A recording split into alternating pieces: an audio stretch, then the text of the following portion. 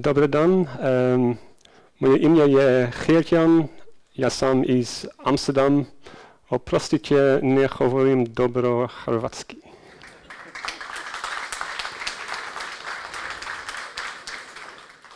So therefore I will just speak English. I'm going to talk about Java 9 from a tooling perspective. So I've been involved with open source technologies since about 2004. I was working for Sun Microsystems in Prague for about 5 or 6 years on NetBeans. In the first place as a technical writer and a trainer. And then when Oracle took over Sun, NetBeans became part of Oracle, and I'm a product manager in Oracle now, working on different open source technologies, mainly at the moment on Oracle Jet, which I talked about earlier, which is Oracle's JavaScript platform, and that is used a lot internally for new applications. It's an open source technology that anyone can use. And it's got great tooling in NetBeans, so it's a good combination. But at the same time, of course, there's Java and Java 9. And normally when you hear stories about Java 9, you see lots of slides. And I think the best way to look at code is in a code editor, in the context where it's used. And I don't like seeing lots of slides. I like seeing real code in a real context. And what's interesting is that even though Java 9 isn't obviously not released yet, there are already tools available that you can use for the most important parts today. And some of them you can even use without Java 9. So there are some Java 9 tools and features you can use without Java 9 that I want to also talk about. So if you go to online, if you go to openjdk.java.net/project/jdk9, you can see here the complete schedule, and the current schedule for the release of Java 9 is March next year. You can always see what the dates are for the release right here. And Java 9 is more than what you think it is. That's one thing I've discovered. Most people, when they think about Java 9, you think about modularity and Jigsaw. That's it, basically. But there's actually a lot of other JEPs involved in that, Java enhancement processes that are going on. You can see there's a lot of them. I'm still scrolling. And you can see all of them. You can just go to the site. And you can see what these are and what their status is and what direction they're going in, and you can get involved. And there's the adopt.jsr process where you can get involved with any of these JEPs and contribute or try things out. And you can, one thing is, you can see here it's a very long disorganized list. It's just ordered by number, and it's very difficult to get a perspective on what is in these and how they relate to each other. And in the middle here you have 261 module system. So this is Jigsaw in the middle of that, which seems to be on the same level as everything else, which is a bit confusing. So I want to go through the different JEPs very briefly, but obviously I'm going to focus mostly on Jigsaw and on one other one that for which tooling really makes sense. There are many different proposals, enhancement proposals that make up JDK9, but there are some that are more significant than others. But it makes sense to be aware of the other ones as well before we look at the at specific ones. So you can see here that there are some that are kind of behind the scenes. And there are some that are new functionality, and then there are some very specialized ones, and there are some JEPs which relate to new standards, and some which are just basic housekeeping, and other ones which are about removing pieces of the JDK that maybe are less relevant right now. For example, we can see you remove the JHat tool is one of those JEPs. So you can see here, remove the JHat tool that's been in the JDK forever, is one of the JEPs. So you can just click on that. You can see here JHET was added in JDK 6 based on the Java.NET HET project. JHET is an experimental, unsupported, out-of-date tool. Superior heap visualizers and analyzers have now been available for many years. So here is a proposal to remove that, and this is part of JDK 9. So you can see each of these in the context. Now you can see here in terms of new functionality, there's a whole bunch over here. You can see here module system, modular JDK, modular source code, modular runtime images, encapsulate internal APIs, J-link. So these ones we can actually bundle together into one and say this is Jigsaw, the modularization of the JDK, and then these other ones that's also new functionality. And so this really helps you to understand and organize your thinking around what those different proposals are for and how to look at them. So obviously very interesting here. You can see here high DPI graphics support on Windows and Linux at last. It doesn't say at last, but that's what I think when I see that. So it's really lots of interesting stuff. And everything that I'm going to go through is simply this list, but just organized in a logical order instead of in a numerical order. So, so here's the agenda. So there's the behind-the-scenes improvements. So if you go back here, so we first look at these behind-the-scenes improvements quickly, just very quickly look at those. Then we look at new features and functionality, which is this block. And look at these specialized developer tools, which is this up here, and the new standards. And here are the new standards, and then there's the housekeeping here, which is this whole block, and then the things that are gone. But I will be spending most of the time doing a demo on Jigsaw in particular and JShell. I really believe that JShell for the average developer is more interesting than Jigsaw. That's my very controversial perspective. I think JShell is more significant than Jigsaw for the average everyday developer, because not every developer spends their time correcting the architecture of an application. And that's what the architects do, and it's kind of, those are architectural concerns. What JShell is about is providing something that any developer can use for quickly mocking up some code and trying things out, and for any students to use to more easily learn Java without all the stuff around it. You know, imagine being able to type system out println without first declaring a class and having an import statement and having a main method and public static void main. You know, when you're learning Java, the most confusing thing is public static void main. Imagine just not having that and being able to immediately type system out println. So I think it will be. I think JShell is really nice because it provides a learning environment if it's integrated into your development environment, which I want to show as well. So with that kind of background, let's look at those JEPs. So behind-the-scenes improvements. So this is goodness you get for free just by updating to JDK 9. So there's no need for user to change anything to benefit from these.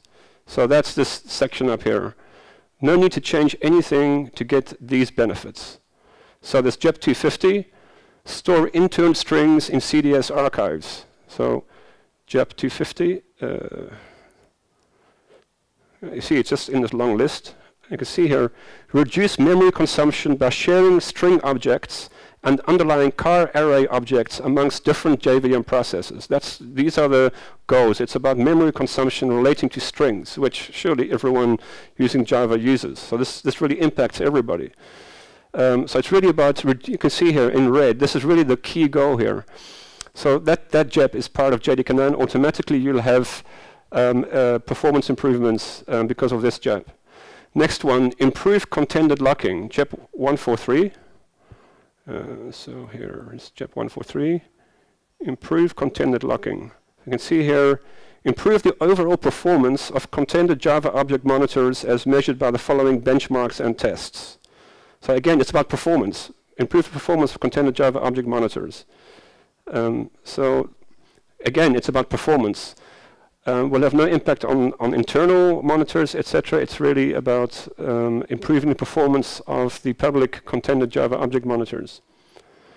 Okay, compact strings, 254. Less memory used for storing strings.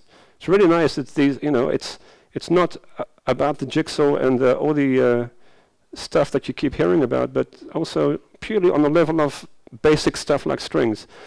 Adopt a more space-efficient internal representation for strings. Improve the space efficiency of the string class and related classes while maintaining performance in most scenarios and preserving full compatibility for all related Java and native interfaces. So here's a whole story about that one. Improve secure application performance. Improved performance of applications that run with a security manager installed. JEP 232. So let's look for 232. Improve secure application performance. Again, it's a performance-related enhancement. Improve performance of applications that are run with a security manager installed. So there's that one. So running a Java application with security manager enabled has been known to cause a 10 to 15% performance degradation. Although some performance penalty is unavoidable, narrowing this performance gap has both performance and security benefits. That's what that is about. Leverage CPU instructions for GHash and RSA, so 246. So again, this is about performance. These are all automatic enhancements that you get for using JDK9. Tiered attribution for JavaC. So compiler is much faster in figuring out the correct type of an expression. That's also significant. Everyone uses strings, everyone uses expressions, everyone gets performance benefits from these kinds of enhancements. Java doc search. So nice. Add a search box to the generated API documentation that can be used to search for program elements and tagged words and phrases within the documentation. There's actually a JEP for that. Also 225. Java doc search. So the generated API documentation will have a search box automatically added. There you go. Graphics renderer. So here, in short, better performance for graphics. So this is really, all these are focusing on low-level aspects of Java and working on performance and general improvement. And the nice one, high DPI graphics on Windows and Linux. Java applications are still sized and rendered based on pixels on Windows and Linux, even on high DPI displays. So this is for tools like NetBeans, one of the highest number of complaints on mailing lists and everything is high DPI usage with a tool like NetBeans. And so this is also a focus for Java 9. So simply by running the tools that didn't look so good on previous versions of Java, running those on Java 9, you will automatically get this support with Java 9. Enable GTK3 on Linux. So it's again for graphical applications. It's again for standard Java functionality. Allow existing applications to run unmodified. So it's really helping for a specific platform. And JavaFX Media, so this is JEP 257.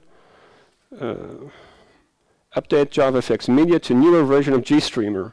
Update the version of GStreamer included in FX Media in order to improve security, stability, and performance. So actually, this is an enhancement for JavaFX, a low-level enhancement for JavaFX that will automatically improve performance and security for JavaFX applications using the media support. Okay, so that's automatically what you get. All this low-level stuff from switching to running applications on Java 9. These are the behind-the-scenes improvements, this upper block here. So now, let's move to this new functionality. Here we go. So these are new tools and capabilities likely to be useful to most developers. We'll have to choose to use these. So these are in Java 9. You don't have to use them. You can choose to use them. So the first one is Project Jigsaw. And Project Jigsaw was initially, of course, intended for the modularization of the JDK itself. That was the initial focus and the most important focus, enabling smaller versions of Java to be available for smaller devices, and enabling you to, if you're not using Corba, for example, to not include Corba in the Java that you're using. So that was the initial focus, to enable Java itself, the JDK itself, to be able to be broken down to smaller pieces, so that on small devices, on embedded devices, you can actually have a really nice focused Java.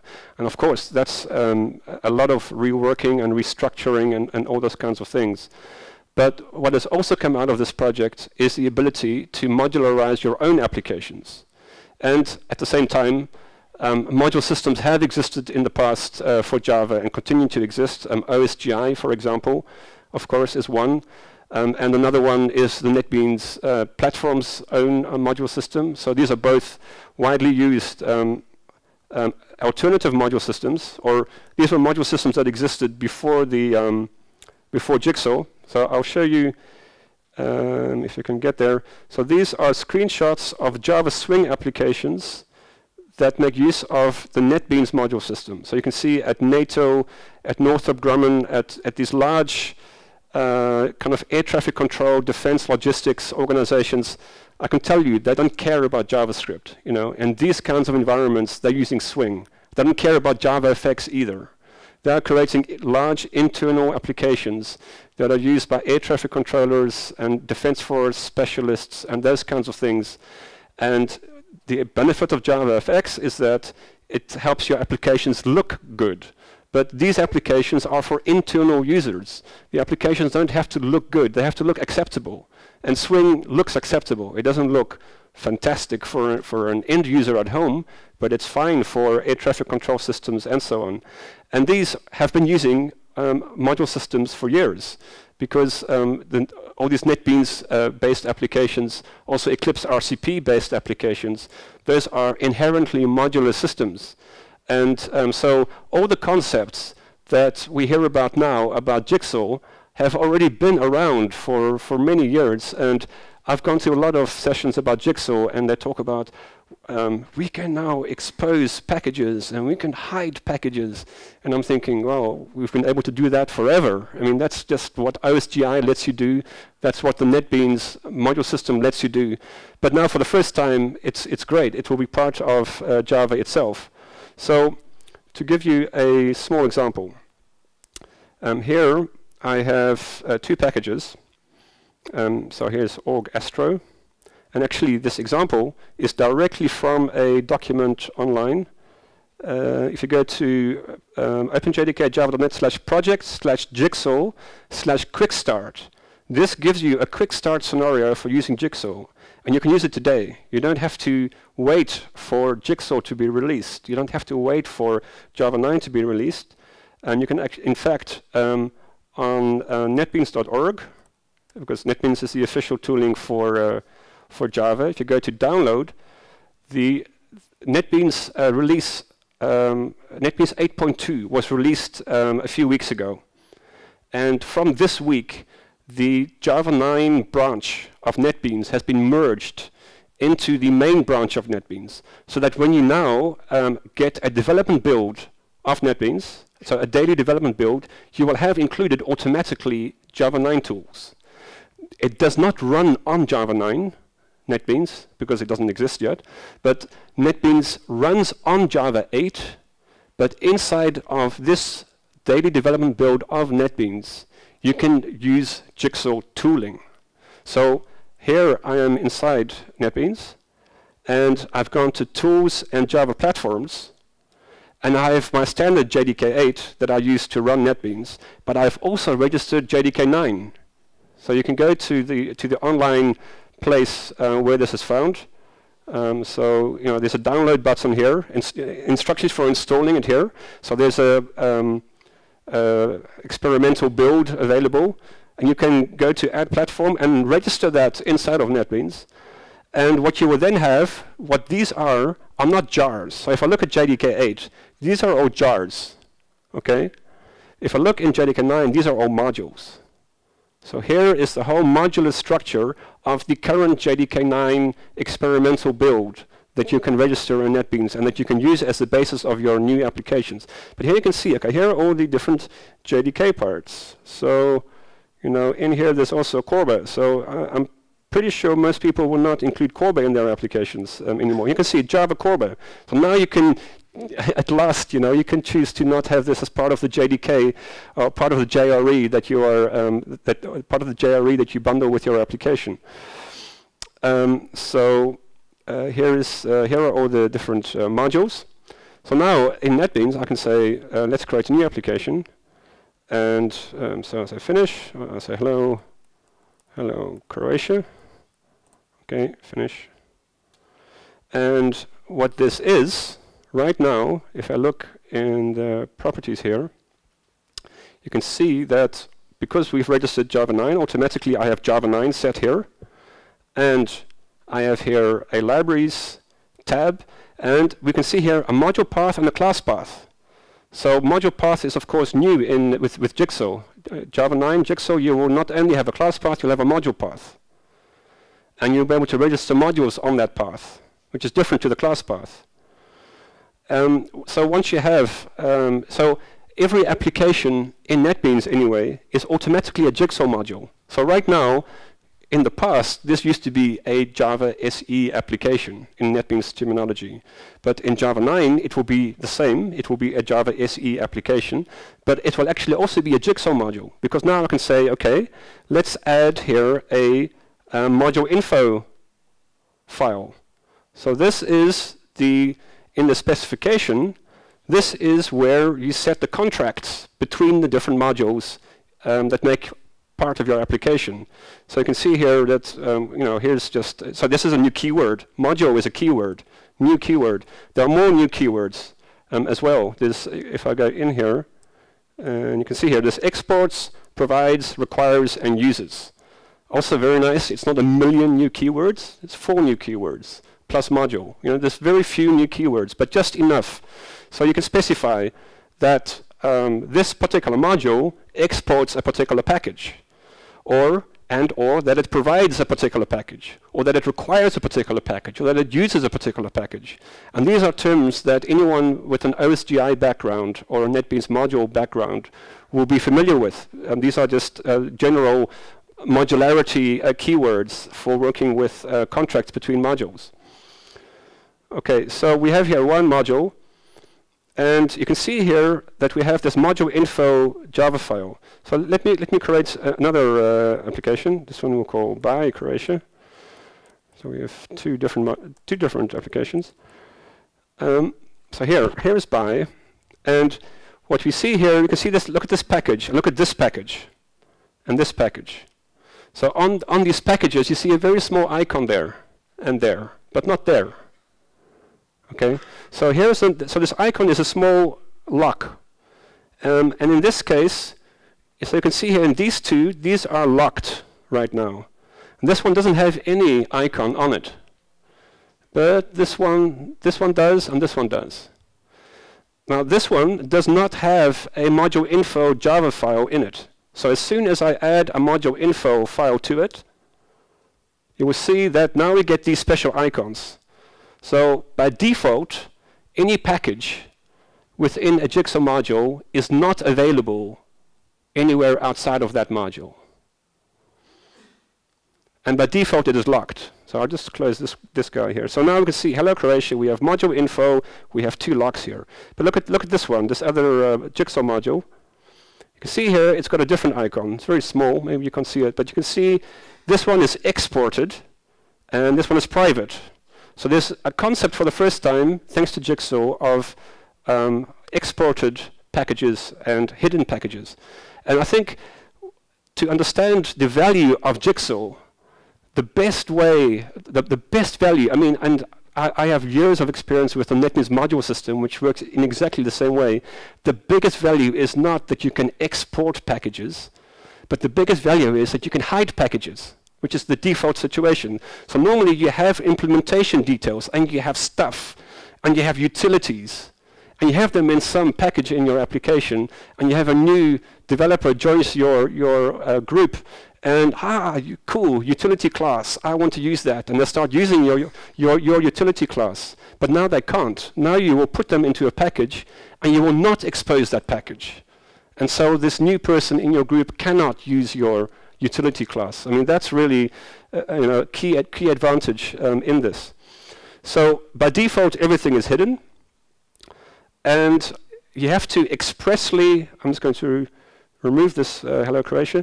You have to expressly decide whether something should be exposed or not. And how you decide that is in the module info Java file. You can see here, exports. So we have exported org-astro, but we have not exported org-utils. And then what I've done is, in this, so what does org-astro consist of? There's here a small method name, and it returns world. That's it, which is now exposed. So from somewhere else, we can call name now, if we have imported it. So you can see here that on the module path, I have astro. So this is this module. On the module path of greetings, and you look here, we look in the libraries, and you see here on my module path, I have put astro. I can just go here and say add project, and then it's included on the module path. And now I can use it.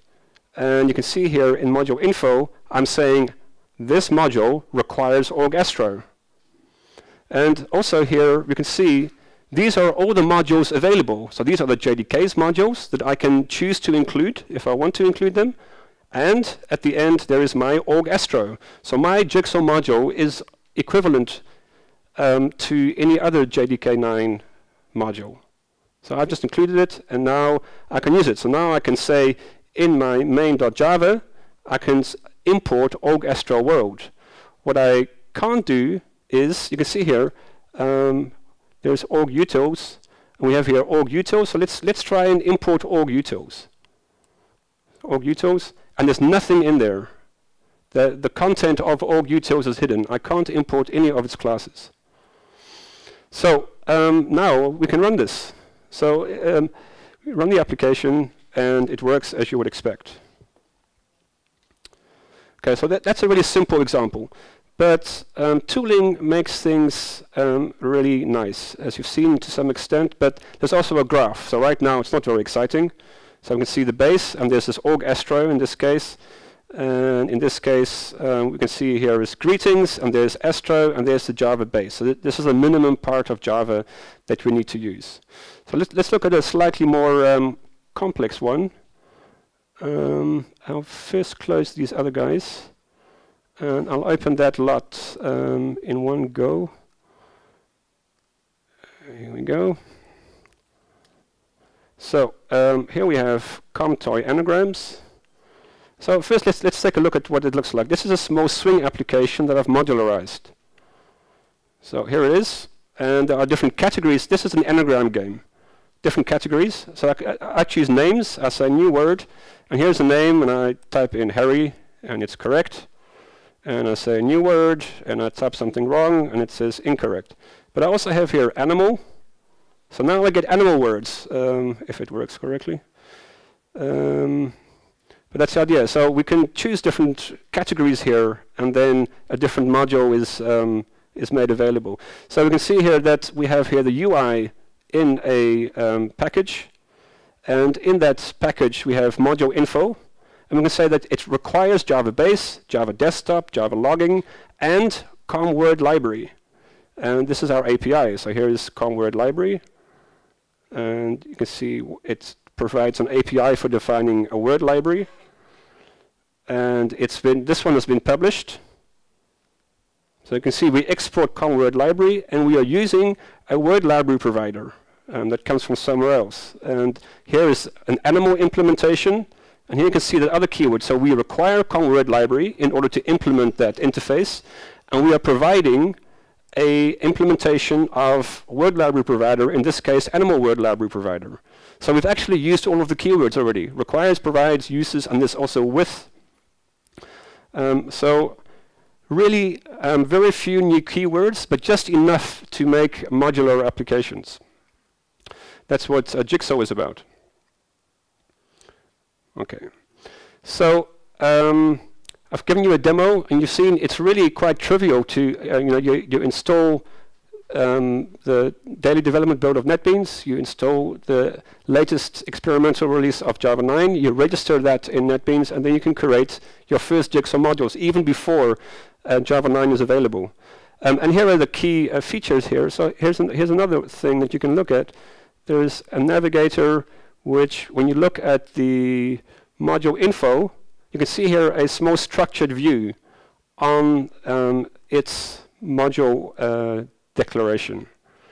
And if I look at this one, so you can see here in the bottom left, there's a word library provider, and these are being exported, and this one is being used. So there's different icons to understand very quickly your module info information. And here's a graph, and these graphs become more interesting as the application becomes more complicated. So here you can see a graph of your application. You can change the layout, you can export it to an image and send it to your manager to show how difficult your life is with all your modules. And here's an even more complex one. Okay, so I'll close the other ones. And look at this one. So look at module info here. You can see here a much more complex situation. So there's a different view on the bottom left on top of your dependencies. So I'm sure all of the different development tools will provide something similar to this. So that's really Java 9, Jigsaw at least. We're now looking at the new features and functionality. And we looked at Jigsaw. There's also a new tool called JLink that you can use to create a custom runtime optimized for a single program. So you use JLink to select which modules you want to include in the JRE that you want to bundle with your application. So that's a new tool for creating an application from the modules, an assembly tool. It's a tool that assembles and optimizes a set of modules and their dependencies into a custom runtime image as defined again by a JAP. Another enhancement to the tools is enhanced deprecation. So the deprecation annotation has been revamped. It's useful for tools providers as well to strengthen the API lifecycle. So since it's deprecated since a particular release, and so provides new annotations for that purpose. A stack walking API is also new in Java 9. Define an efficient standard API for stack walking that allows easy filtering of and lazy access to information in stack traces. So you have an access point for the first time into your stack traces via the stack walking API provided by JAP 259. And you can see again, you can see here the kind of Java 8 syntax being used here as well. Convenience factory method for collections. So you can see here, decrease the amount of code needed for creating small collections and maps. So what is new here is set.of, and then a set of strings here that you call whatever you want to call it. But this set.of is also new in Java 9. A platform logging API and service, a minimal logging API which platform classes can use to log messages together with a service interface for consumers of those messages. And then JShell. So this I really think is a great thing. An interactive tool to evaluate declaration statements and expressions of the Java programming language. With an API as well. An interactive programming tool. And I want to show you this in action. So here I actually am in NetBeans 8.2 running on Java 8. And I go to Tools, Open Java Platform Shell. And here's the shell. Let's make this a bit bigger. Here it is. So imagine if this is the way that you were to learn Java. Hello, Croatia. And we don't even need a semicolon here. And then it executes. And you can see in the output window, hello, Croatia. All that stuff that you normally have to do to get to that point is not needed anymore. All that's creating a new Java class, and the Java class has to go into a project, and the project has to have a class path, And in that Java class, you have to have a public static void main or something when you're learning Java, just to run the code. And here we have, at last, not too soon either, a environment in which you can try out bits of code. But also, not just when you're beginning with Java. So let's say we are a bit further on, and we want to learn about files. So Java NIO file. Java NIO file lets you can see here also the nice thing about integration directly into a development environment. Here's the code completion from the development environment. So this JShell you can use on the command line, but it makes more sense to use it within a development environment, because then you get the code completion and you get the documentation and you get all these supporting features as well. So I say here files.lines. Okay, and I have a file actually here. So here are some names: Michael, Stefan, Jens, Tony, Geertjan. Okay, files.lines, and what goes in here? Oh wait, let's start again. Files.lines. Okay, so we get the import statement. Paths.get. Again, import statement. So let's just move that. Paths.get, and now I put in here a path. Users, and the name is hello text. Now what can we do next? Let's see, what is next? Okay, for each, right? There's for each here, for each, and then s, and then nice lambda here, SOUT, and then that will be s. What will happen? Look, there are our names.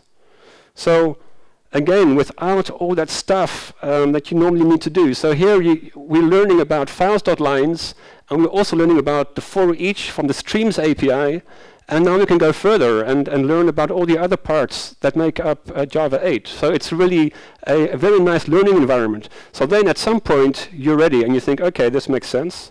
And then with tools integration, you can say, let's save this to a class. So I'll save it to a class. So